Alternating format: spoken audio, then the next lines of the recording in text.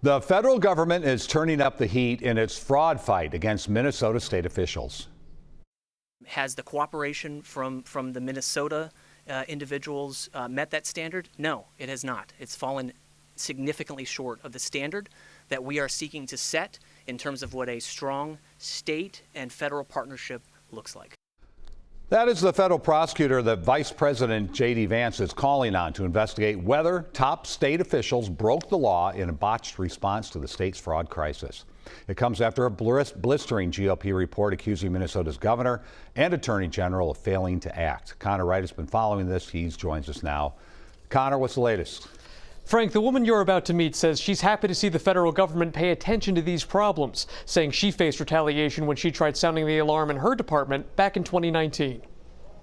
Across more than 200 pages, House Republicans on the Oversight Committee make this case that Governor Tim Walz, Attorney General Keith Ellison, and other senior officials failed to stop fraud.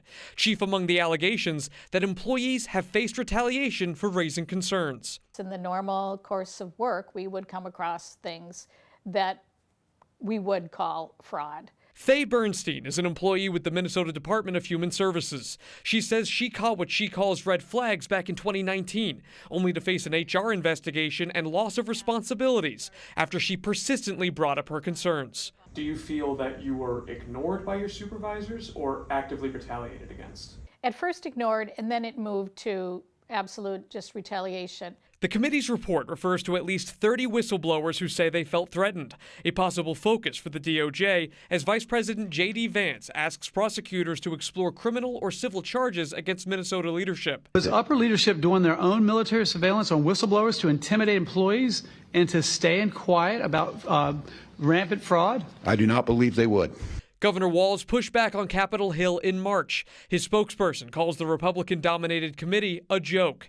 The state attorney general, Keith Ellison, says the allegations in the House Republican report are unfounded, and Vice President Vance's referral is a political stunt. For Bernstein, she's happy to see the federal government getting involved. In her case, she's not sure what a criminal investigation would uncover. I hope in my case it was just incompetence. I really hope that.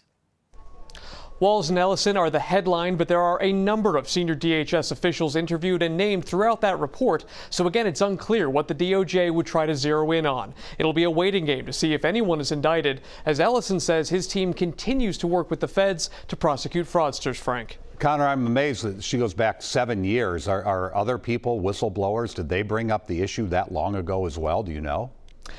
There are a handful that go back that far. There are around 30 people, some of them anonymous in this report, so it's a range from about 2018, 2019 and onwards, Frank. That's a long time. All right, Connor, thank you.